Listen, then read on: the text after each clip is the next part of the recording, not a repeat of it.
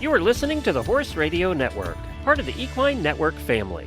Greetings, everyone. Coach Jen here, and thanks for tuning in to Horse Tip Daily, episode 1505. Today's tip is the first in our horse trailer series.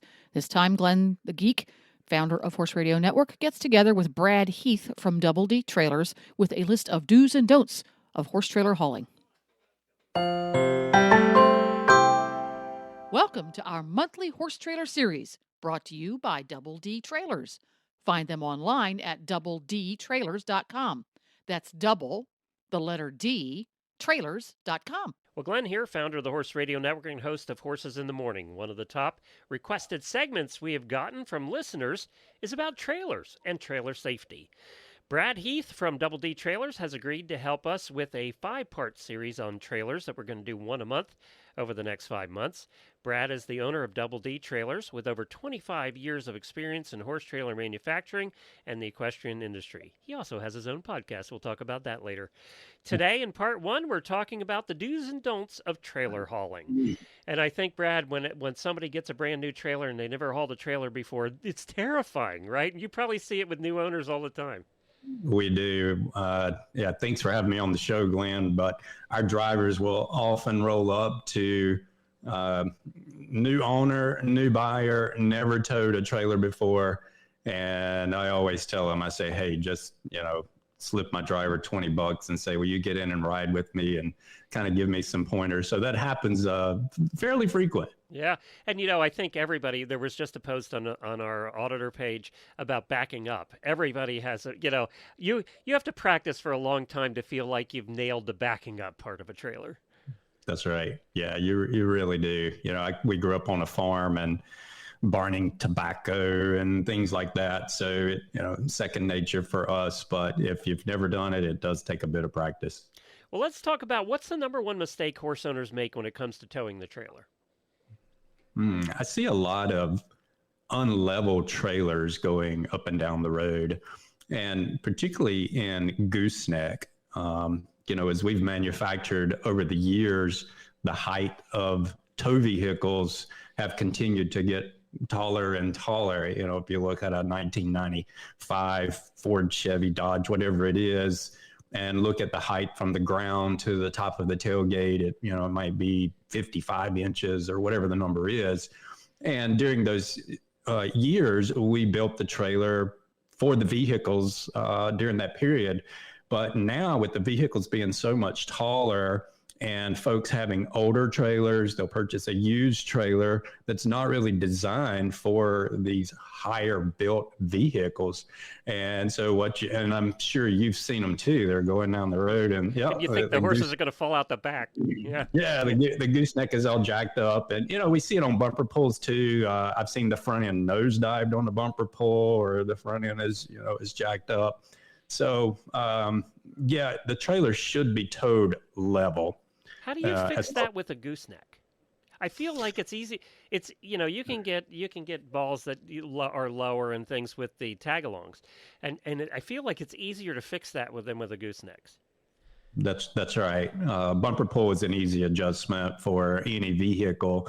With a gooseneck, if you've got a trailer that I built in 2001 and you're currently towing today with a 2024 new whatever vehicle that's really high off the ground, that 2001 trailer, there is no adjustment to try to get it level with that tow vehicle, because the problem is when you let the front end of the trailer down so that it's level, you're going to smack the tailgate. Right. Right. There's just not enough height there. And so you have two options, or three rather. Well, one, extend the coupler, which raises the front end of the trailer, which we don't want. That throws more pressure on the back axle. It's going to cause a lot of issues long term. Your other option would be to block the trailer axles, so you lift the entire trailer higher. And by doing so, you can gain more clearance and then try to level it out. The downside to that is you can lift the trailer and with the block in between the frame and the axles, but the fenders themselves, you can't you typically can't lower those back down. They're often welded on or bolted on. So you end up seeing trailers, if they've been lifted, going down the road, and there's this huge gap between the top of the tire and the bottom of the fender. And then your last option, buy a new trailer. Buy a new trailer that's built, with the or an old truck. An old truck, something that's lower, either a lower truck or a higher trailer. I mean, that's it. How about, next question is, what are some warning signs that a trailer's being towed incorrectly? And I think we all know the one, and that is you're driving down the highway, especially with tag-alongs, you're going to see this, and it just gets squirrely on you. It feels like you have a snake behind you. The trailers feels like it's all over the road. That's definitely a concern. We tend to build our trailers, not to insult, but idiot-proof, so to speak, meaning that if you have a 2-horse bumper pull or a 3-horse bumper pull and you haul 1 horse in the very back end of the trailer, you're not going to get that negative tongue weight. So we position the axles under the assumption that at some point, either a horse is going to get loose by himself in there or somebody's going to haul him in the wrong stall. And so, we just avoid that altogether. On the warning signs, we see the tires just wearing uneven, and it will overheat the bearings on the back axle. If you're driving with the front end lifted up, you'll have that uneven tire wear. You can bend an axle, so you can really cause a lot of problems in doing so. And lastly, if it's a bumper pull and the thing is nosedived, in other words, the front end is too low, it just pulls rough. You can feel all the bumps. Everything hits kind of hard.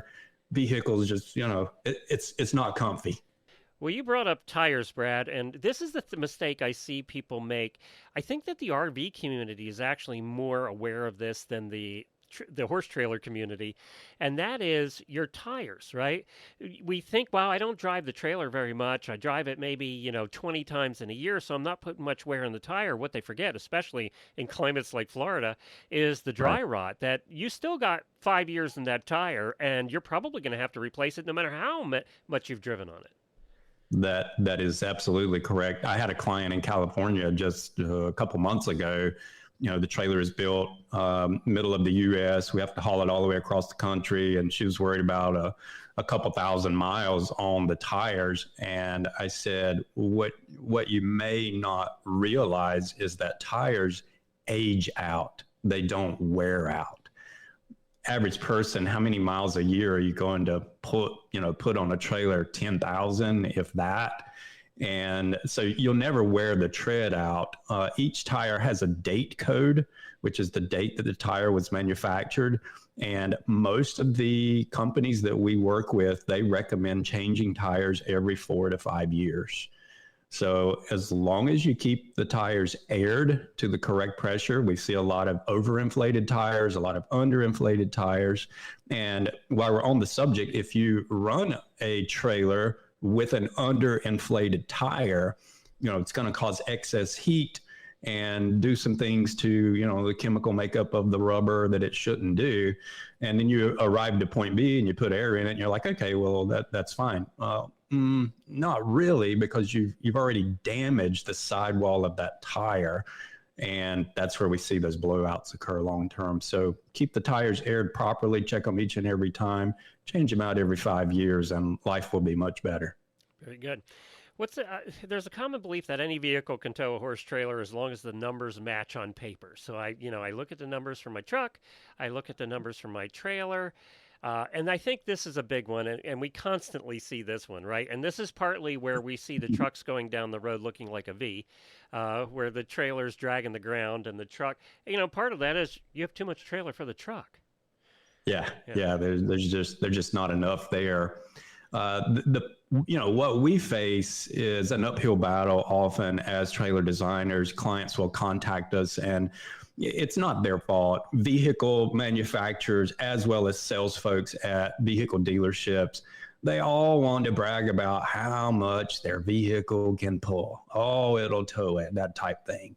And Chevy or whatever the manufacturer is may advertise the tow vehicle will pull 13,000 pounds. Client says, well, how much does your trailer weigh? This one's about 5,500 with 2 horses. You're about 8,000. So they think, oh, wow, I can tow 13,000. I'm only hauling 8. Life is good. And, unfortunately, that's true, but not true, because a load is only as strong as the weakest link in the equation. You can have a really, really, really strong trailer, a really, really, really powerful truck, but if the coupler hooking the things together is, subpar and it breaks, that's the weak link. And same thing in towing.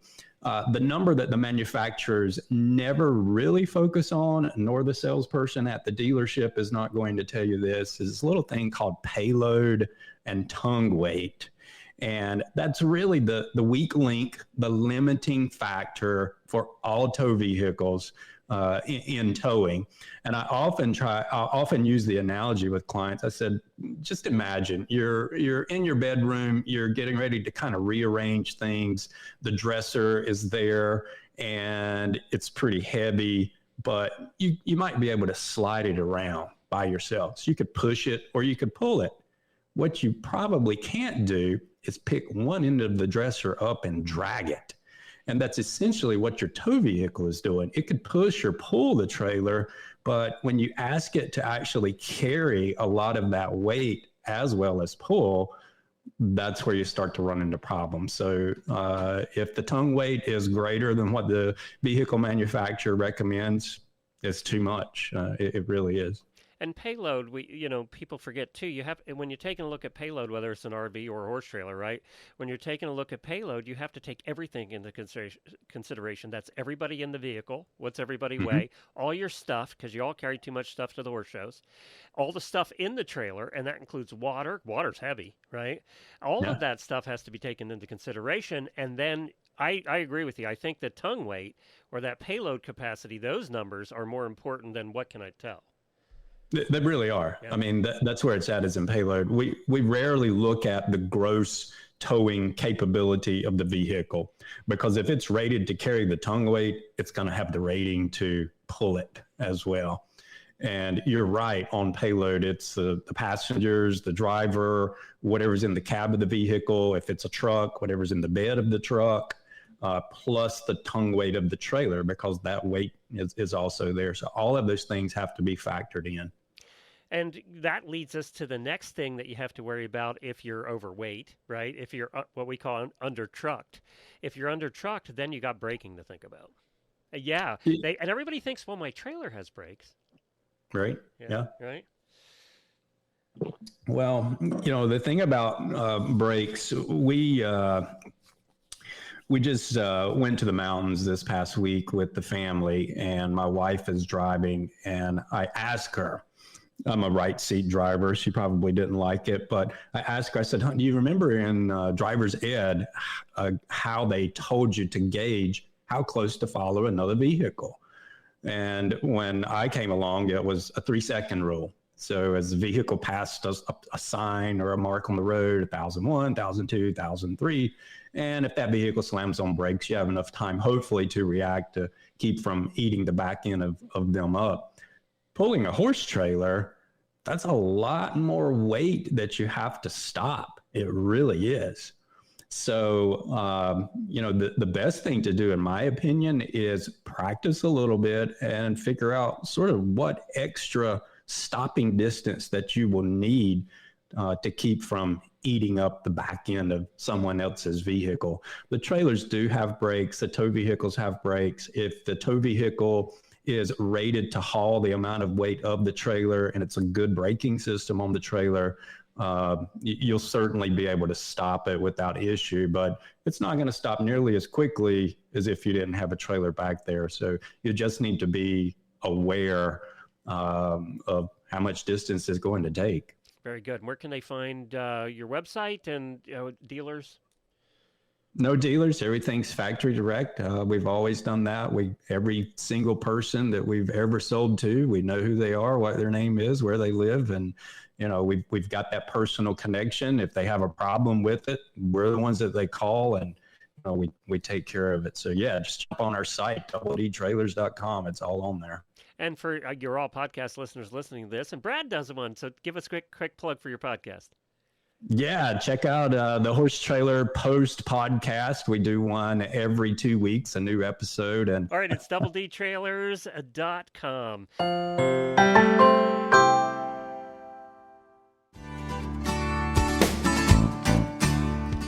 Well, there you have it. Horse Radio Network has thousands of engaging podcasts for horse people, and you can have them sent right to your phone. Just subscribe via your favorite podcast player.